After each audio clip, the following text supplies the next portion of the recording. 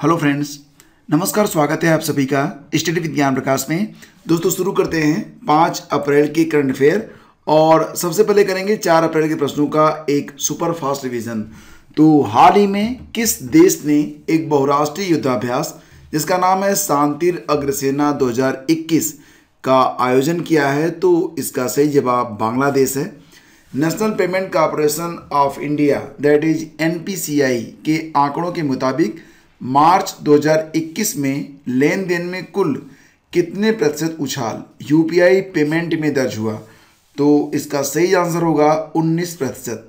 और जानवरों के लिए सबसे पहले कोरोना वैक्सीन बनाने वाला देश बन गया है रूस, याद रखना इसको भी।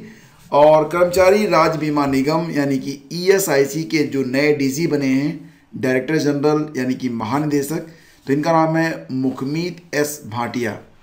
और विश्व बैंक ने वित्त वर्ष 2021-22 के लिए भारत की जीडीपी ग्रोथ को बढ़ाकर 10.1% पर रखा है। अंतर्राष्ट्रीय बाल पुस्तक दिवस हाल ही में 2 अप्रैल को मनाया गया और महेंद्र गिरी को दूसरा बायोस्फीयर रिजर्व के रूप में घोषित किया गया है ओडिशा राज्य के द्वारा। हाल ही में उत्तर प्रदेश का एक नगर निगम है गाजियाबाद, तो ये बीएससी में सूचीबद्ध होने वाला दूसरा नगर निगम बन गया है। पहला जो नगर निगम था वो लखनऊ है। और फीफा महिला विश्व कप 2023 का मेजबान देश होगा ऑस्ट्रेलिया और न्यूजीलैंड। तो ये थे 4 अप्रैल के प्रश्न। तो अब आइए आगे बढ़ते हैं और बारी है आज के प्रश्नों की। पहला प्रश्न काफ़ी इंपॉर्टेंट है, स्टैटिक जीके से जुड़ा हुआ सही, और इसका जो सही जवाब है आप लोग गेस करिए जवाब आप लोग देते हुए आगे बढ़ें। तो हजीरा बंदरगाह ये कहाँ पर स्थित है? देखिए बहुत ही चर्चित प्रश्न है और इसका सही जवाब देखिए हजीरा जो है ये सूरत में स्थित है। सूरत कहाँ पर है? ये गुजरात में है। तो ऑप्शन बी इसका बिल्कुल करेक्ट है। तो केंद्र सरकार ने हाल ही में दीव द्वीप को हजीरा बंदरगाह से जोड़ने वाली एक जो क्रूज सेवा स्टार्ट की है, जिसकी वजह से हजीरा जो है चर्चा में आ गया है। तो ये एग्जाम के लिए इंपॉर्टेंट हो गया ऑटोमेटिकली। तो यात्री क्रूज सेवा जो होगी, जो जहाज चलेगा उसकी क्षमता 300 लोगों की होगी और ये एक ही दिन में हजीरा से दीव द्वीप तक जाएगा और वापस भी आ जाएगा। और इस जहाज में कुल 16 केबिन होंगे। अगला क्वेश्चन लेते हैं प्रश्नों का कि भारत का तैरता हुआ सबसे बड़ा सौर ऊर्जा संयंत्र किस राज्य में स्थापित करने की योजना है? तो फ्रेंड्स, जैसा कि आप लोग जानते हैं अभी हाल ही में सिंगापुर में एक तैरता हुआ सौर ऊर्जा संयंत्र लगाया गया है। तो यहाँ पर क्वेश्चन है कि भारत का जो तैरता हुआ और भारत का सबसे बड़ा सौर ऊर्जा संयंत्र होगा वो स्थापित कहाँ पर किया जाएगा? तो ये तेलंगाना में होगा। ऑप्शन सी इसका बिल्कुल सही है। तेलंगाना के रामागुंडम में 100 मेगावाट की क्षमता वाला भारत का सबसे बड़ा तैरता हुआ India's biggest floating solar power plant स्थापित किया जाएगा। यहाँ पर ये बात ध्यान देना कि ये मई 2021 में शुरू हो जाएगा, यानी कि बहुत जल्दी ये शुरू हो जाएगा। रामागुंडम थर्मल पावर प्लांट जलाशय में इसे स्थापित किया गया है। यह सौर परियोजना राष्ट्रीय थर्मल पावर कॉरपोरेशन यानी कि एनटीपीसी के द्वारा कमीशन की जाएगी। लगभग 423 करोड़ रुपए की लागत वाली इस परियोजना में 4.5 लाख फोटोवोल्टिक पैनल लगेंगे। और तेलंगाना के जो मुख्यमंत्री हैं नाम है के चंद्रशेखर राव। गवर्नर कौन है? तमिलिसाई सुंदरराजन। और प्रमुख झीलें हैं हुसैन सागर और नागार्जुन सागर।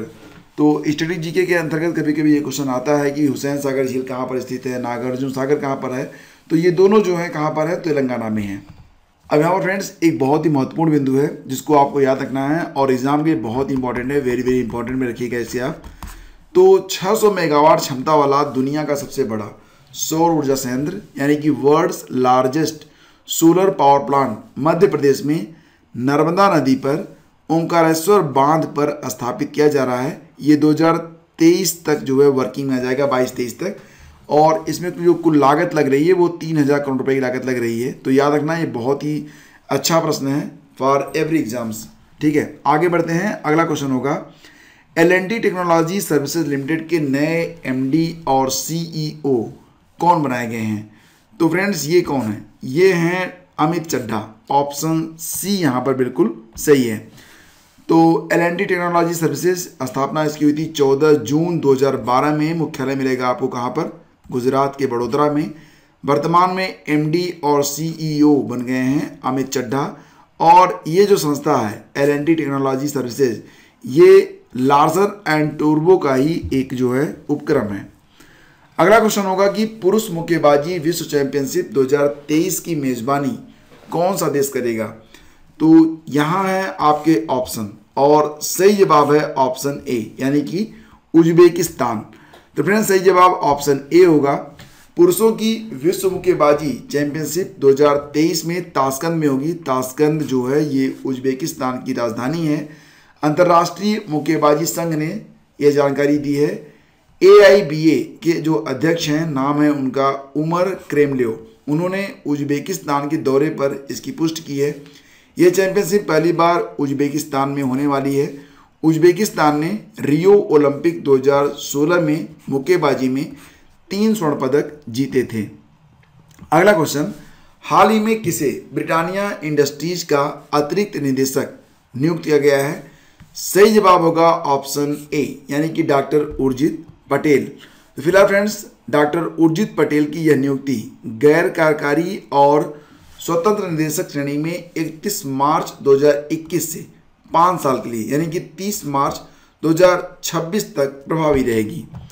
और ये है अगला क्वेश्चन आज के इस वीडियो का। हाल ही में किस संस्था ने economic and social survey of Asia and the Pacific 2021 को जारी किया है।